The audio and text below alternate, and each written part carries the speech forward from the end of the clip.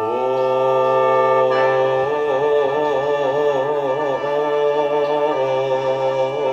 ยโอ้ยละฝ่า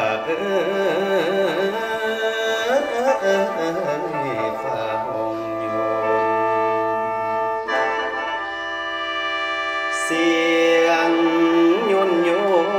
นฝ่าห้องสั่งมาลัง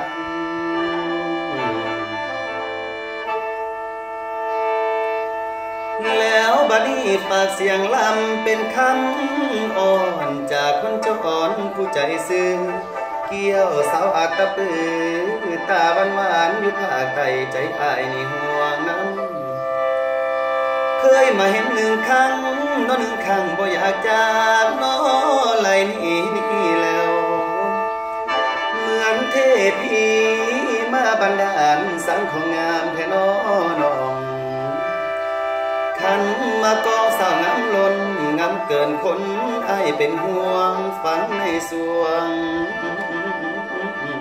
อยู่บ่แล้วละเป็นแป้วบัดวางใจสาวบ้านหลวงน้อบ้านสายเบิ่งบ่อนายในสายตานี่แล้วเคยเห็นมายังจดจำคำคืนบ่ลืมเจ้าสองคนเฮาเคยเว้านำกันจื้อได้บ่อยากเมื่อพอสาวบ้านสายเป็นเมียอ้ายเข้าห่วมนอนน้ำเสกองไหลบ่ย้อนก็คือดังน้อดวงใจนี่แล้วคิดทอดแทงเด้อยามไก่อยู่บ่เป็นคือคนบ้าคำประดิษฐ์เดลาสาวเมืองไสเศรษฐาจำอ้ายได้บ่อ้ายคนหน้าบ่หล่อหูก็งามแต่หักเจ้าที่เคยเว้าดอกต่อกันหอยยิ้มน้องบีบคั้น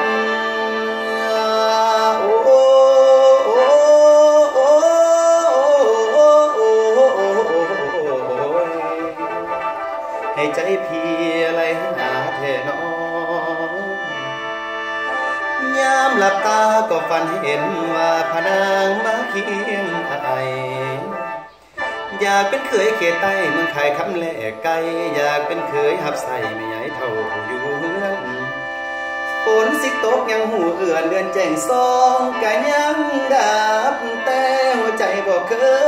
ยหลับจากพนางได้พอหน่อยอุดมใสทั้งกองซอ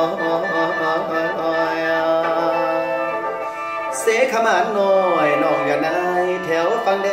งสู้บักอายข้าวหน้าสิตาวมาสิเอาลุงและป้าเฒ่าแก่เป็นหลักฐานพุ่นแล้ว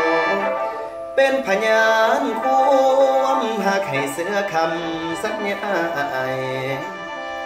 อัตตะปือสาวเด่นไตเห็นใจบักอาแดงละนางเอ้ยนางคำเอ้ยคำให้เห็นใจคุณหักแท้มาลำเกี่